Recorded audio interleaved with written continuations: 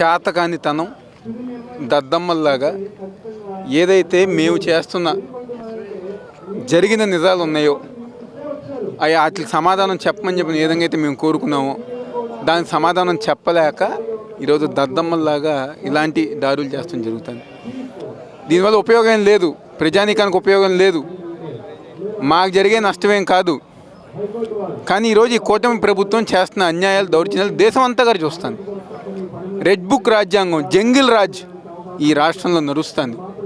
ఇప్పుడు అన్ని వర్గాల ప్రజలు ఇబ్బందులు పడుతున్నారు.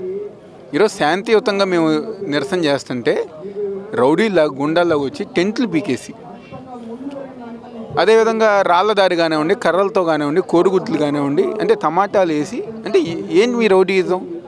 ఇందాక సోదరులు పెద్దలు అరుణ్ గారు చెప్పారు, బ్రాహ్మణ నాయకుడిగా సామాజిక వర్గానికి సంబంధించిన పెద్దలు మల్లారి విష్ణు గారి మీద కోరుగులతో దాడులు చేశారు.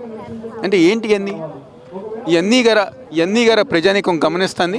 తప్పకుండా 2029లో బుద్ధి చెప్పే రోజులు, కూటమి ప్రభుత్వం బుద్ధి చెప్పే రోజులు దగ్గరలోనే సందర్భం.